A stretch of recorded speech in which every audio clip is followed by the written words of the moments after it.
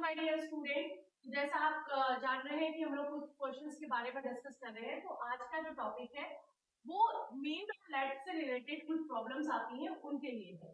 तो अगर हम बात करते हैं मेड और लेट, तो इनको हम कैसे पढ़ते हैं? कुछ क्वेश्चंस होते हैं जिन्हें हम लोग कहते हैं कि मैंने ये काम किसी से करवाया, ठीक है।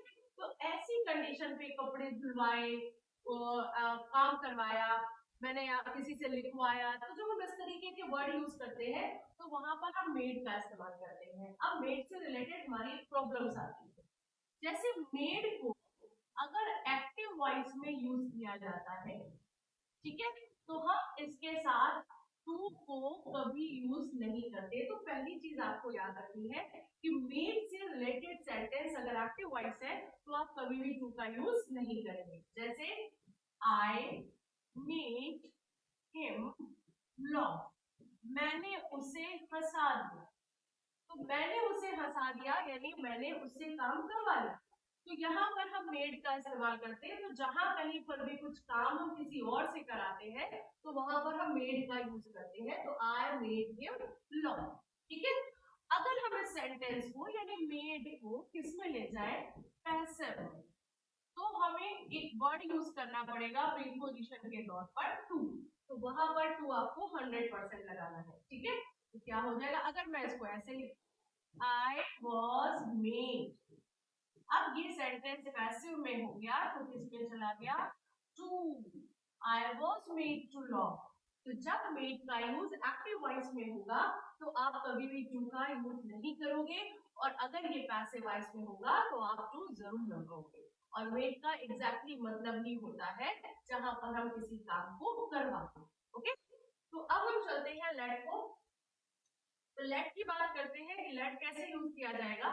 तो लेट यूज भी किया जाता है सेम इसी तरीके से।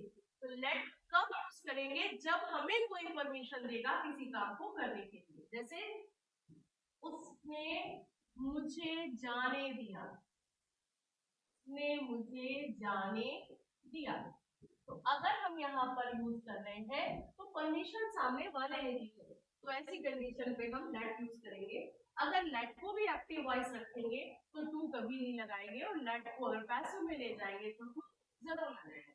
ही लेट मी गो, ये सेंटेंस किसमें था, एक्टिव में। तो एक्टिव वॉइस में अगर ये है तो हमने इसको डायरेक्ट वर्ब को जोड़ दिया। अगर हम इसको पैसिव में ले जाएंगे तो हम टू जरूर लगाएंगे। जैसे आई वॉज लेट, अब ये सेंटेंस किसमें हो गया, वॉज के साथ वर्ब की third form. I was late, अब हम क्या लगाएंगे, टू, किसमें चला गया, पैसिव।